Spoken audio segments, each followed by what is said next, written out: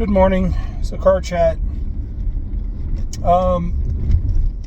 We were in Joshua a couple days ago, and I didn't get a chance to do this because I didn't drive that day, and it's been a bit of an interesting week. But the people of Joshua, or in Joshua, they had just gotten the walls of Jericho to come down.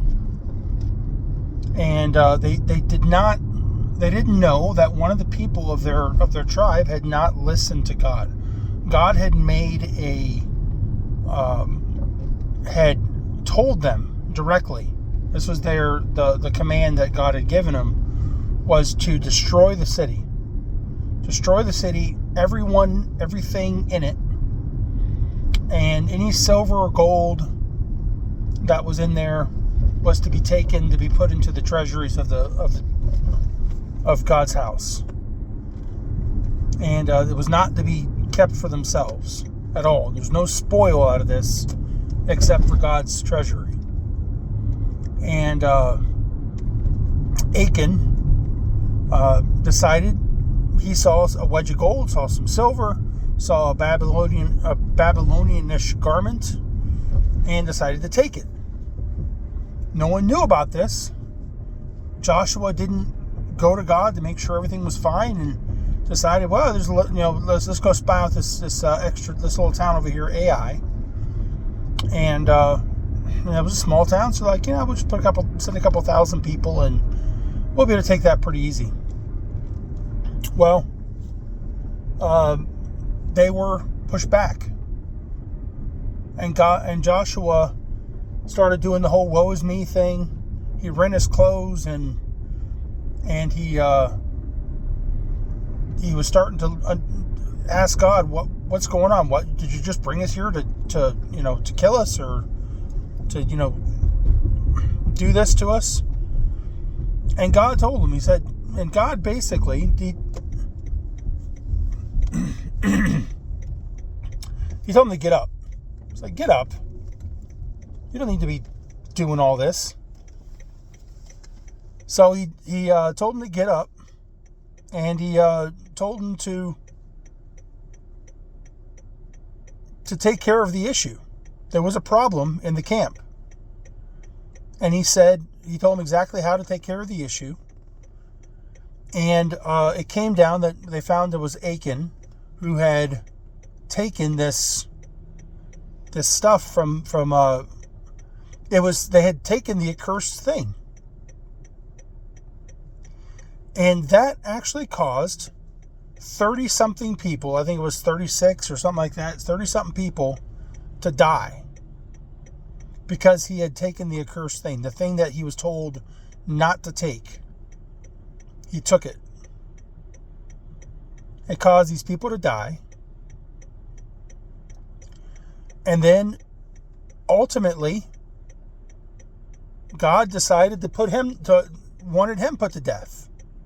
Him and his family, that's his wife, his kids, all of his animals, were all put to death, and everything he owned was burned. Burned to ash. All because he touched the accursed thing. Now, and of course, the very next chapter, they're able to go and take Ai with no problem. They did some interesting military endeavor to do it, but it was an easy win. But here's the thing. When God tells us to do something, first of all, we just need to obey. We don't need to worry about the end game, because we need to just trust that God has everything in his hands, and God is going to make sure that everything ends well. He's not going to ask you to obey him and then turn around and make it to where you're going to suffer because of it, or at least not. I shouldn't say it that way. He's not going to tell you to do something and then basically have you destroyed when it's over. That's not who God is. That's the devil, by the way. That's who the devil is. So if God tells you to do something, whether you like it or not, whether you think you can do it or not, whether it makes sense to you or not, it's best that you just do it. Because God will make sure that everything is taken care of. And if you don't, it will be destruction for you. The other part of this was the touching the accursed thing. There's a New Testament in the or the New Testament verse that talks about come out from among them and touch not the unclean thing. That unclean thing, it may not be unclean in itself. The gold and the silver wasn't necessarily unclean in itself, but it was unclean to Achan, because Achan wasn't who it was for. It wasn't for him. In the same way, and the thing that comes to my mind is another person. If you're interested or have plans to be with a person who's already been taken, who's already married to somebody else, you better be careful with that stuff.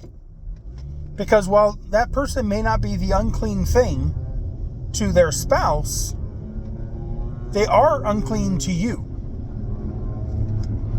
And if you don't think that God will destroy you for messing with someone else's marriage by messing with a guy's wife or messing with a woman's husband, you're delusional.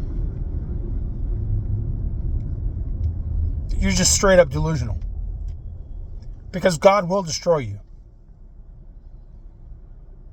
He calls you a fool. In Proverbs, he calls you a fool if you think you can do that and not reap the consequences for it. Be not deceived. God is not mocked. That which a man soweth, that he shall also reap. Whatsoever a man soweth, that he shall also reap. So be careful. Touch not the unclean thing. If you start messing with things that don't belong to you, if you start messing with things that belong to somebody else,